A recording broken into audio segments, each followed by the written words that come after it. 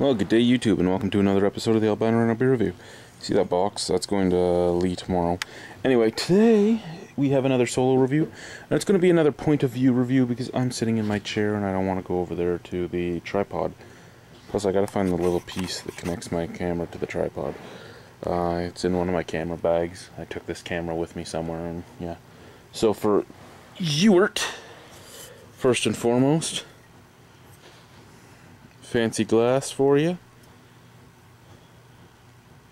Okay, and we are looking at a beer that was brought to me by the Canadian Beer Tourists, so thank you very much, Dan. This is Fracture Imperial IPA from Amsterdam, 9% ABV.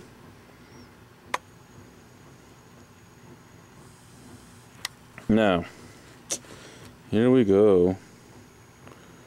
Fracture Imperial IPA.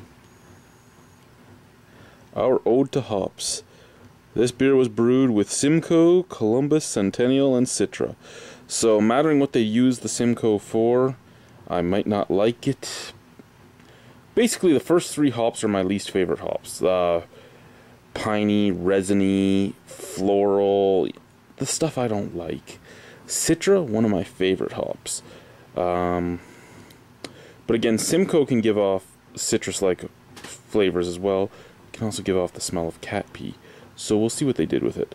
And then double dry hopped. Layers of citrus and pine flavors with long resiny finish. This beer is the most hop-forward beer we have ever made. Please enjoy fresh. So that worries me a little bit, but then I'm also worried by this. So it was brewed at the end of March, packaged at the end of April. It is now the end of July. It's July 21st today. So I'm worried about the freshness of this, but that's a little under 3 months old. It should still be good. I mean, this stuff should be able to last for 4 months. I'm hoping. Anyway, Fracture Double IPA.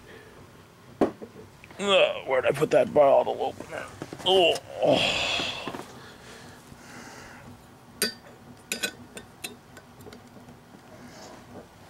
Question is, can you open it with one hand? And it's a little difficult, but yes, you can. Can you pour it with one hand?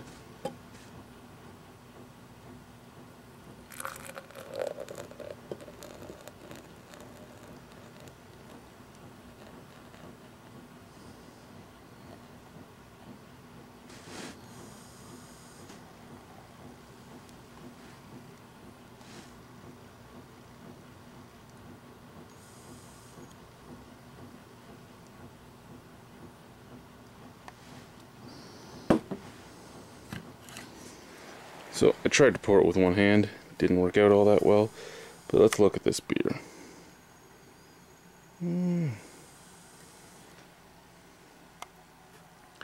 Hazy, golden amber color, off-white head. I'm gonna put the camera right here and try to finish pointing this a little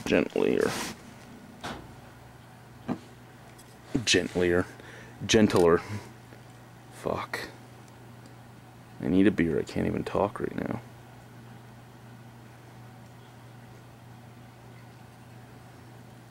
Okay, so there we go. There's still a little bit left in the bottle. Lots of head. Most of it caused by my vigorous pour. So, I mean, that part is my fault. But hey, it does look nice in this very fancy glass for Ewart. Look at that viscosity of the head. The head is above the rim of the glass, still sitting very nicely. It's a very pretty beer. Smell? If you're wondering, this glass isn't actually glass. It's a plastic glass. My wife won in a drink competition where we designed drinks. I designed it for her. Hers won. Mine didn't. It's funny how that worked, eh? I designed them both. Okay.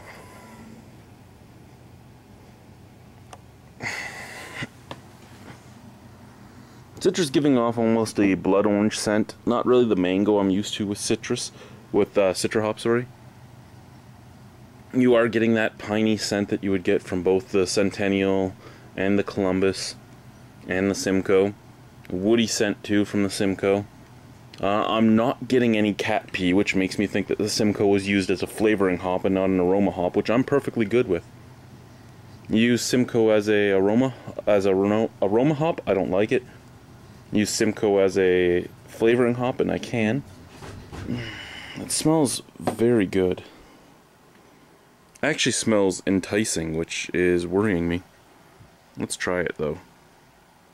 Cheers. Guys, good day. Sorry I had to stop it. I did pour the rest of the bottle in here. I was just going off on tangents that I really shouldn't have had to go off on.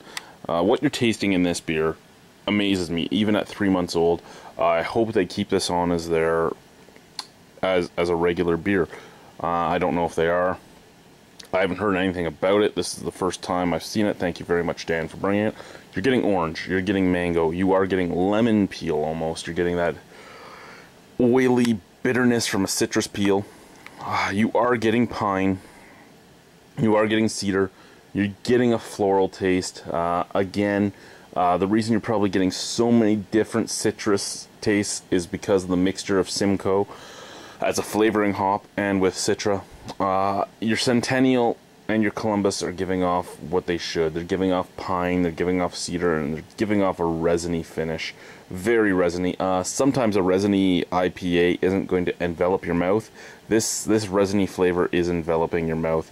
You can't take that away from it. I mean, if you're a big IPA fan, this is doing to your mouth what a big American pale ale should do to your mouth. That resiny flavor, I think they purposely made it so resiny, not to be really hoppy, but to hide the alcohol burn, because you are getting an alcohol burn in the pit of your throat, right down at the top of your stomach and the bottom of your throat. You're getting alcohol.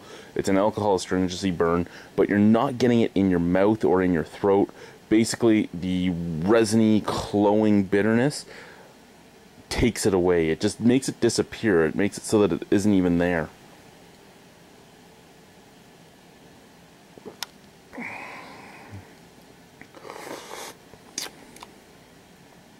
It goes down so nicely too. I mean, this is a double IPA with 3 of my least favorite hops, and my least favorite hops in the way that they're usually used. Not saying that's how these guys use them, but I mean, Simcoe is used a lot for aroma. I hate the aroma of Simcoe. And Centennial is basically used for a resiny bitterness, and Columbus for a piney bitterness, and I don't like those characteristics in a beer. But this one is mixed with so much Citra and comes off so nicely that it's a great balance.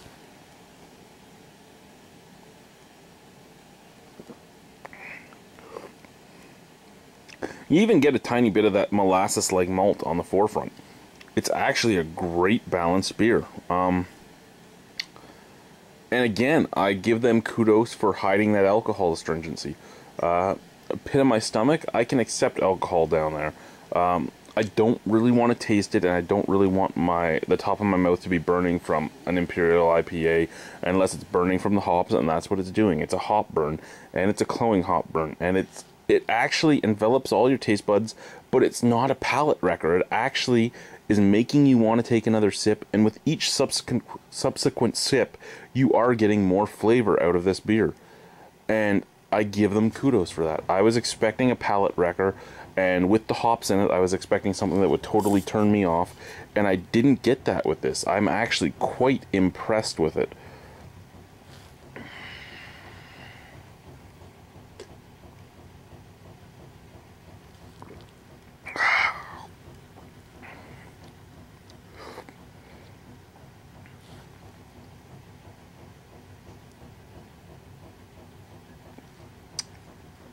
There we go, all that's left is head now. But it was quite the beer. I mean, I cannot say that enough. This was quite the beer. Out of 10? Fuck. I would personally give Fracture I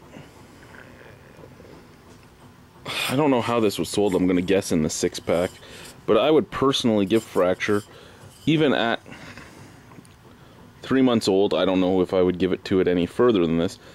He actually gave me 2 bottles, so I might actually age a bottle for a while.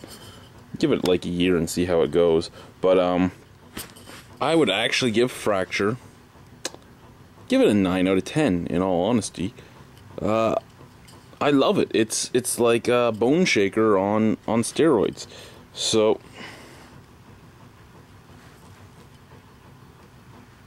sorry, I'm just trying to. There we go.